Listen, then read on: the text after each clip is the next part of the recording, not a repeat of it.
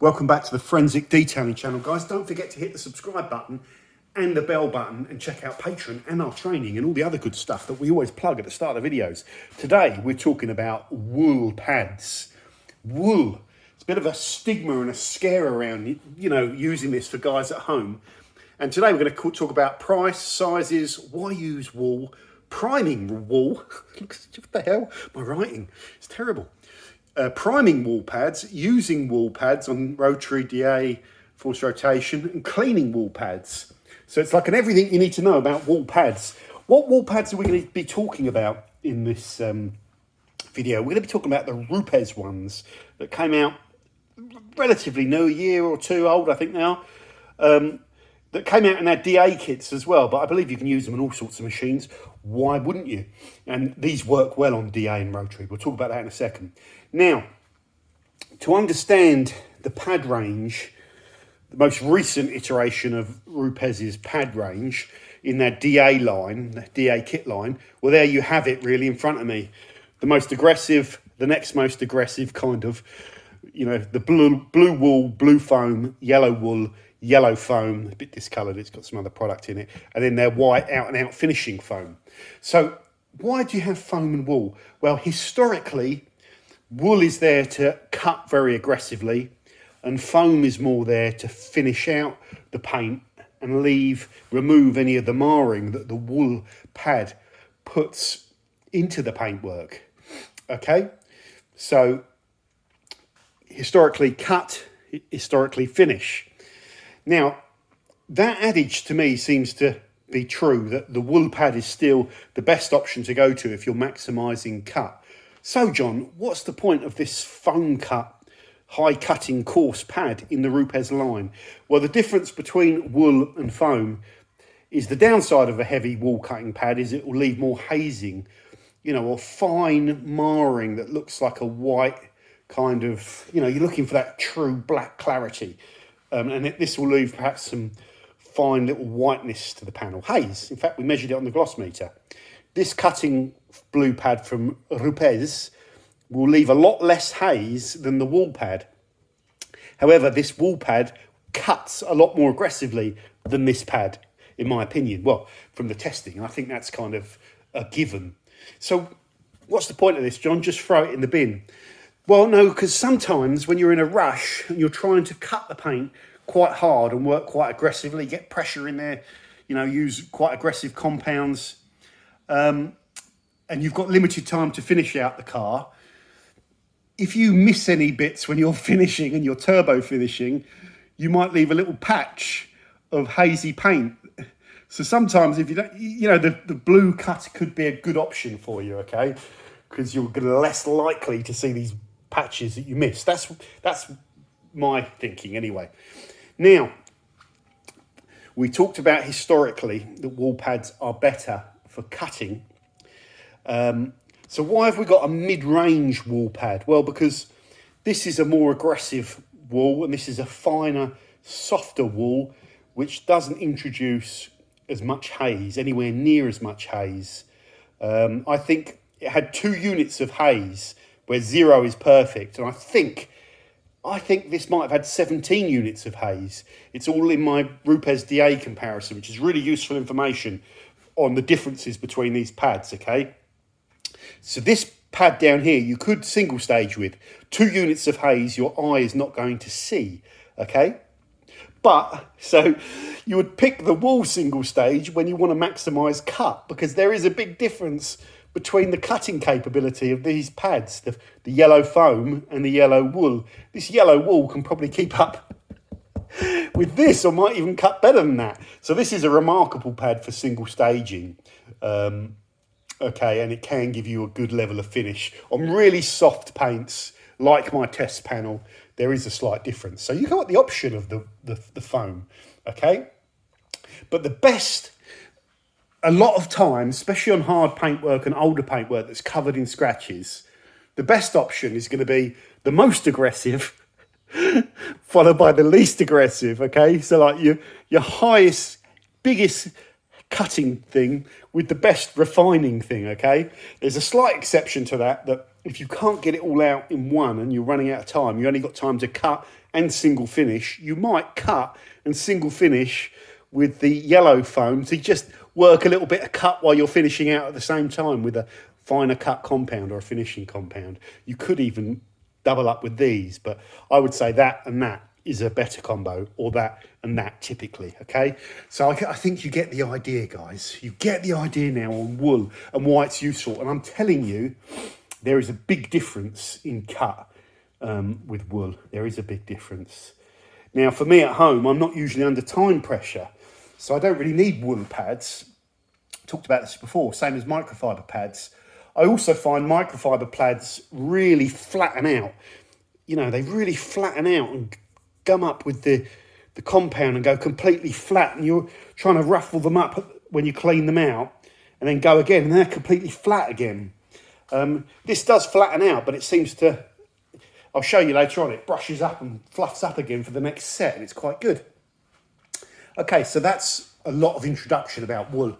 Now, the good news about these Rupes wool pads is the price. This 5-inch pad, which is your standard fitment for all, you know, for 99% of people, they are available in 6-inch, cost around £11.70, I think, which is a really phenomenal price considering it's got foam in it and wool. Great price. Would I pay this? Yes, I have. Yes, I would, and yes, I have. I've just gone and bought some more of these, and I'm going to be buying more of them as well because they're just so damn handy. I realised that the other day when we were trying to chop the Audi paint, and we went at it with the most aggressive compound, and we went at it with mid-range compound and foam, and it was just, no, we're going to need to hit this as hard as we can. We got this out, and the cut level was amazing. Okay, so that's the price. Sizes, they're available in 1-inch, 2-inch, 3-inch, 5-inch and 6-inch. So there's no 4. There never really is a 4-inch. That's a non-standard thing. So you can get all the sizes. You can use them with nano tools, you know, the Rupes Nano. I've got the PXE, so you could use it on a 1-inch plate. You can use it on a 2-inch plate. You can use it on a 3-inch plate. You get the idea. 5-inch plate. I've got no 6-inch plate to show you. They're hidden away. I never tend to use them. So that's great. Check out the prices for all the different sizes as well. Okay, why wool? We've explained that. It's basically cut. Okay, it's basically cut. It excels at cut, and nowadays they're getting better at also finishing, which is really remarkable. That is a remarkable pad, really, that it can give you that level of finish as well. Next thing, priming wool. Okay, it's, in my opinion, well, first of all, these pads are more thirsty than foam pads. They just work better when you use more product, I find. That's really important. Now, let's just put our pad on there. Now, what you're going to get is, now the theory with wool is if you don't prime the pad properly and you're polishing or buffing on the car with bare wool with no compound on it, you're going to get more marring and more hazing. So you want to watch the Rupes videos because they'll tell you how to use these pads properly. I can just tell you what I think. So I think a lot of times you see people covering the wool pad in with their fingers. I just hate touching polish with my fingers, even if I've got gloves on, because then I've got to wipe it or it goes all over my tool.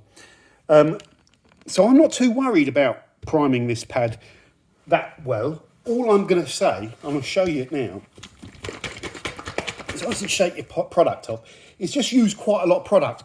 Always be wary about putting product right to the edge because it's going to, if you put too much there, it's going to fling out, okay? Let's just put it on.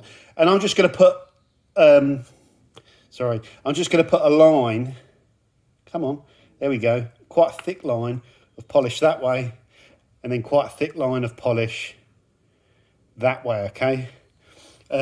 You know, or 4 lines, okay? Some people, when they first put it on a spiral. I'm going to put a little bit more there as well. There's a big area with no polish. Okay, and try and keep it away from that hole as well, else it'll fall down into the machine. Never mind. Right, now what I'm going to do is cut this panel back. Now, just the same, let me just pass this out. I'm preparing this panel for another test. But we'll cut it back properly in a second. Hopefully you can see. I still follow the same rule that if it's the first time you're using the pad, if you just give it a little light spin on slow speed,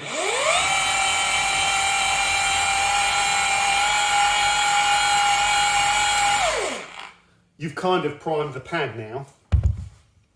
You could put a little bit more on, okay? But that's still kind of quite nice and wet. But let's just put a little bit more on. So the aim is for there to be no dry bits on the pad. Okay, this looks a bit messy. Sorry, I'm going in with my left hand.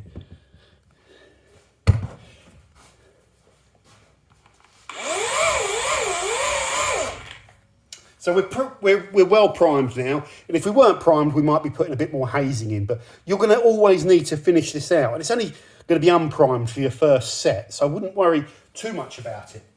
Now, when you're primed, you can then dab out your polish over a 2x2 section if you want, depending on what you're trying to do, but 2x2 seems to be the golden rule, and that just allows you to really focus on doing a good job of cutting whatever you're working on. You know, if you're trying to cover a massive square, if you could see it in Predator vision, you wouldn't be as consistent. So 2x2 is a good amount.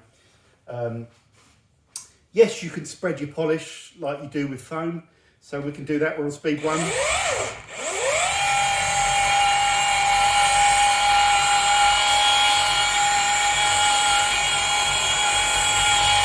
Okay. So we've got a film of the product. Every time we hit another bit of our test panel, we're going to be hitting fresh product rather than starting here with no product. And as we work our way up, we're going to get drier and drier. So that gives us a good starting point. We're working with quite a lot of this compound as well. And let's just set our speed. So I'm going to set my speed to about 4.5. And I'm going to do probably 2 slow passes with this, with a little bit of downward pressure, okay, at around about speed 4 or 5.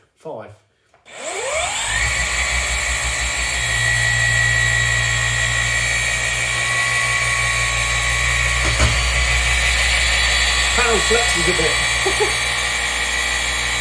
Oi, oi, oi, oi, oi. 50% overlap.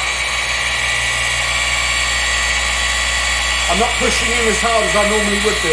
So normally I'd be going down into it to hear the machine.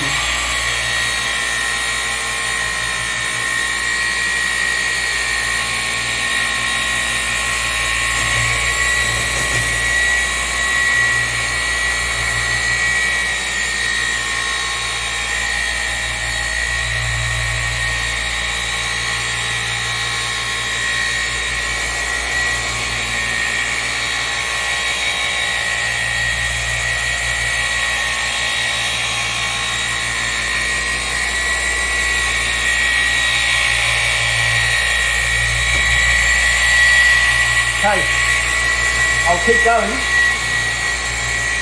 I'm going to speed up just because the camera's on, okay? But so I carry on going, and I'll do one more. So that's 4 passes. Okay, but I would be going a lot slower than this. That'd be about right. This product's still nice and wet. There's loads on here. We're working wet. Probably a little bit too much product, but it's fine. You're waiting for that white stuff to go, and you're waiting for the breakdown to occur because this is diminishing polish. And once it's a bit thinner, you'd buff it off.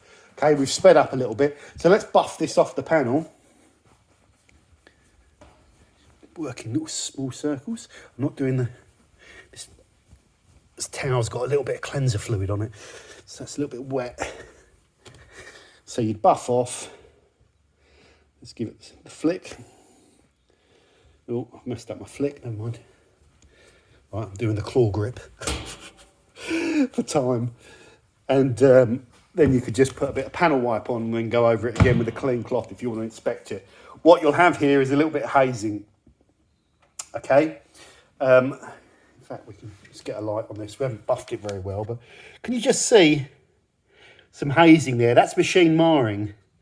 So we're going to, you know, if you go over here, we're going to need to polish this out to get it nice and glossy and buff it down properly with a finishing polish and a soft pad. I've got all sorts of rubbish on the top of this test panel as well. But it will. We're going to all we're going to do is cut this because I don't want it to be looking too good. I've also got overspray on the top of this panel, which is not good. Okay, so we've done priming now. We've done using wool. Now we want to do is cleaning wool. Now, let's put the camera down so you can get a nice shot. At the end of each set, you want to take a brush, when I'm using the Rupes claw, and just actually make sure you're going against the rotation of the pad.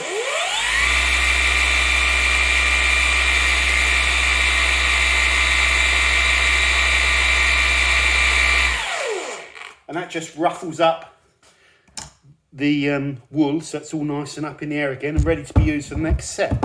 Okay, how do you clean wool pads? Well, this is really easy. Once I've done enough sets on this, you know, and it's warming up and it's maybe really gunking up because you're building up more, you know, clear coat and old polish in there, you know, I don't know, after maybe 10, 20 sets, whatever, you'll swap to a fresher pad, then put this in some water, okay? Then, maybe with a little bit of APC in the water, let's just pop it down here. Then what I tend to do is just spritz some APC into the surface of the pad. It's very easy to clean these wool pads. You might think it's a real pain, but we're shooting this all live. Come on, have a look at this. Oh, that hurt. I'll pop this down here. Turn the tippy on. I've only got 2 hands. This is the problem. I can't do this. I'm going to put it in my mouth. Okay, here we go. Put this on the blast. Where is it? There. Blast it out.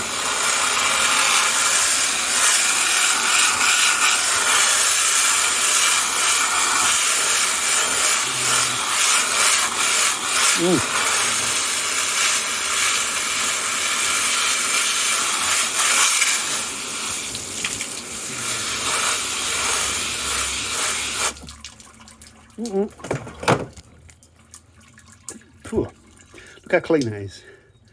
Okay, let's turn the tap off. Get all polish over the floor. Just give that a little squeeze out. And then what you can do is pile them all up in one of these plastic containers. Like at the end of the day, you might have a big pile of pads, and then you clean them all like that.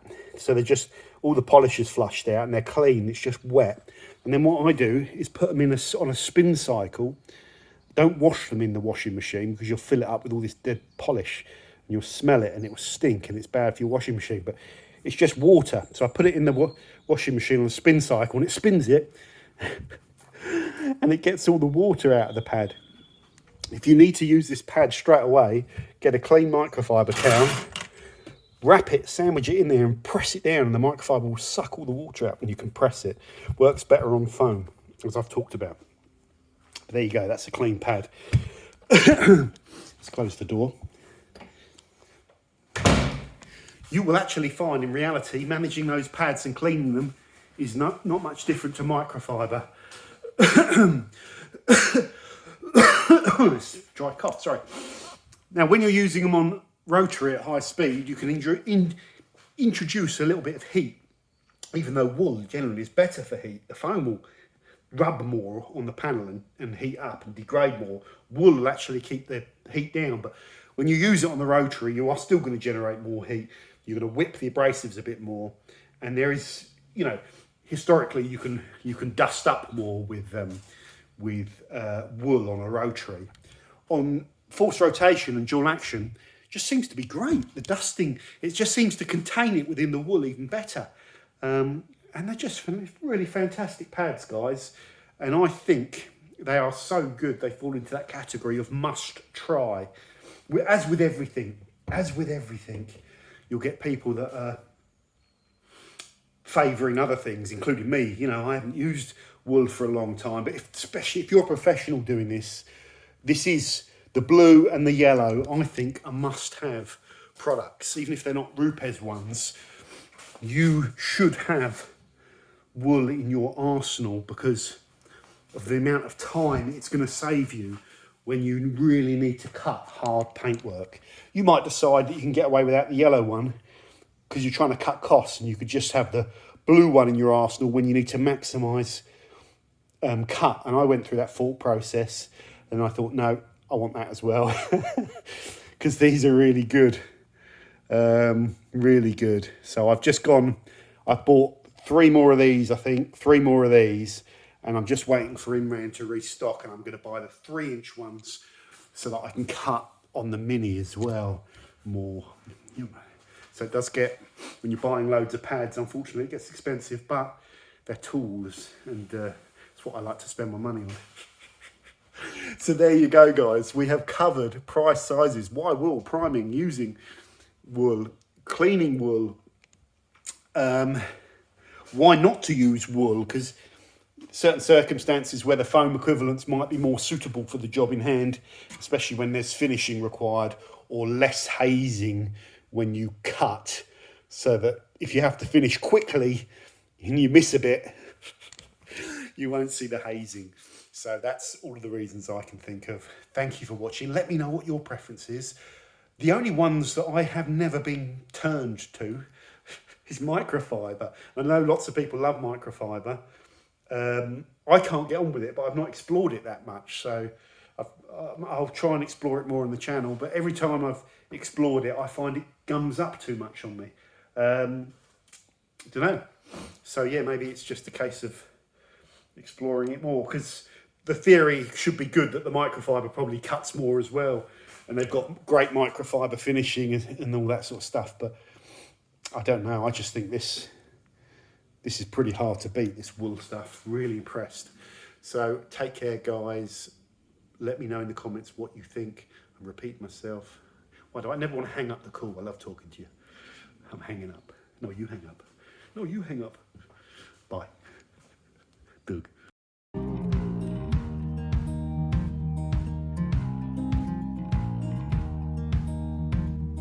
Holding on to what I knew, but the moment's gone. Where was I?